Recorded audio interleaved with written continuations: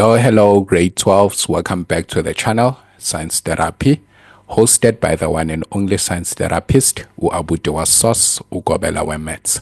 And without any further ado, let's look at this question that we have here.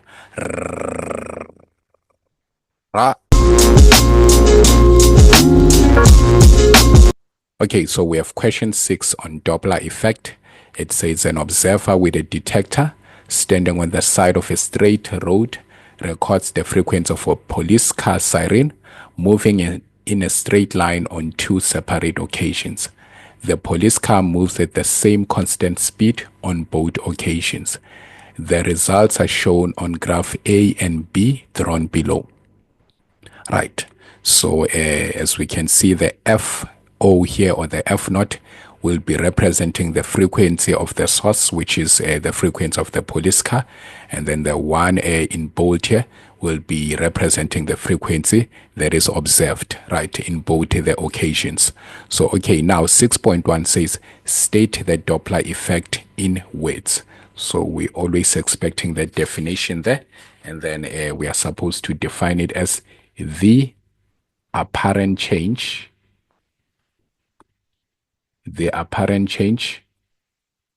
in the frequency of the sound detected by a listener because the sound source and the listener have different velocities,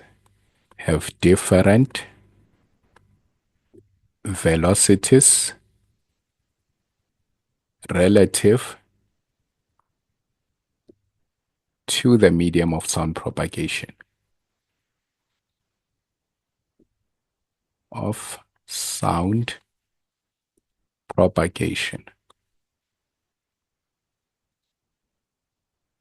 Right, and there we go.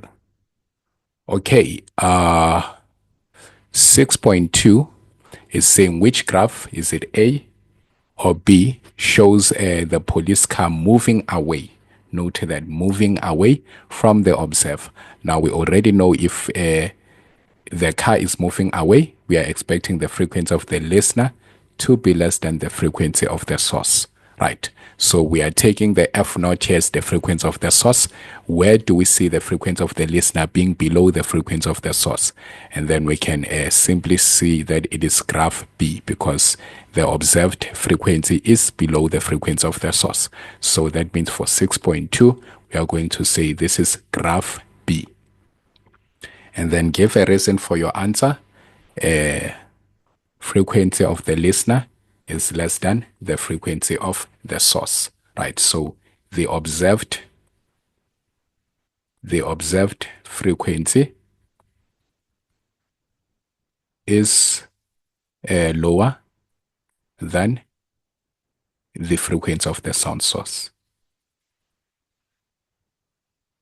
Frequency of the sound source. So this indicates that the sound source is moving away from the observer, right? Okay, then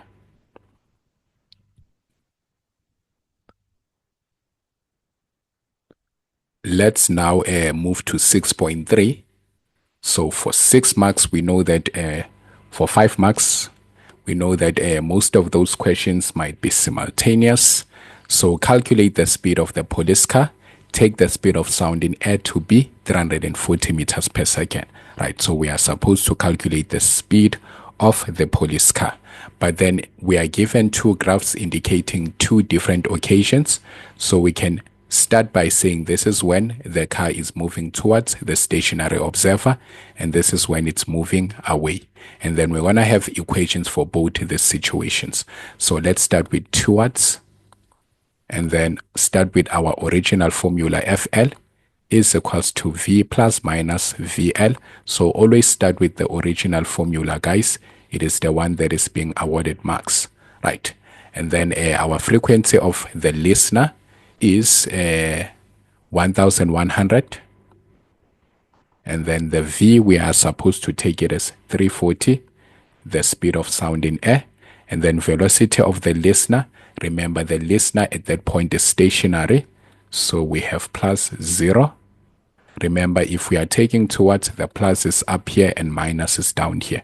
So this is 340 minus Vs. And then frequency of the source, we do not have it, right? So it's just indicated as F0. Then at this point, we need to cross multiply 1100 with the 340 minus Vs. And then here we'll have 340 times Fs, right? Okay, then now let's indicate for away. So when it's moving away, again, we have frequency of the listener is equals to V plus VL over V plus minus Vs, and then Fs. When it's moving away, the frequency of the listener becomes 900, and then we still have 340 here. But then remember, when it's away, the plus is down here and minus it's up here.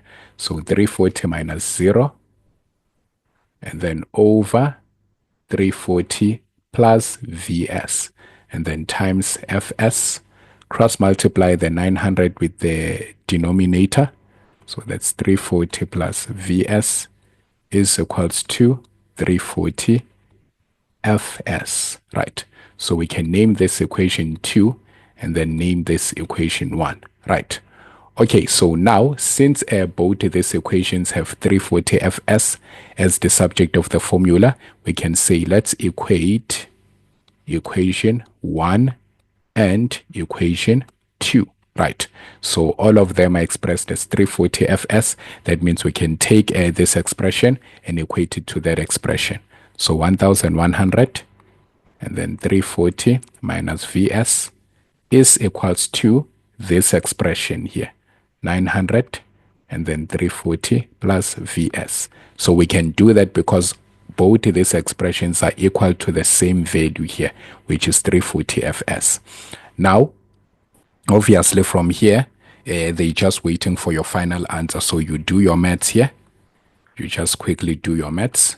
So the maths in here will not be necessarily marked, but then you need it in order to get to the final answer there. So, okay, if we just say this is 374,000 and then minus 1,100 Vs, and then here we are going to have 306,000 and then plus 900 Vs. Now, if we add the 1,100 and 900 Vs, we will get 2,000 Vs, and then if we say 374,000 minus 306,000, we get 68,000, and then divided by 2,000 both sides. So you can confirm and do your maths there. Then your Vs is supposed to be 34 meters per second. Right. Okay, so that's it. That's how you get to your final answer there. So the velocity or the speed of the police car is 34 meters per second. Okay, then let's proceed to 6.4. Say study the emission spectra A, B, and C of a distant star as observed from Earth. Spectrum A is the laboratory reference spectrum of the same star. So we are given the red region on the left and the blue region on the right. So most of the time they give the blue here and the red here, but then that does not change anything. If it moves toward the red region, it's red shift. If it moves towards the blue region, it's blue shift, right? And then 6.4.1, which spectrum B or C indicates that the star is moving away from the Earth? Now we know this concept of the star moving away from the Earth is known as what? Red shift. So between B and C, we are looking for where the spectral lines will be moving towards the red region. So remember the A here is the reference, right? So this is where we are referencing from. And then the B and C are the results.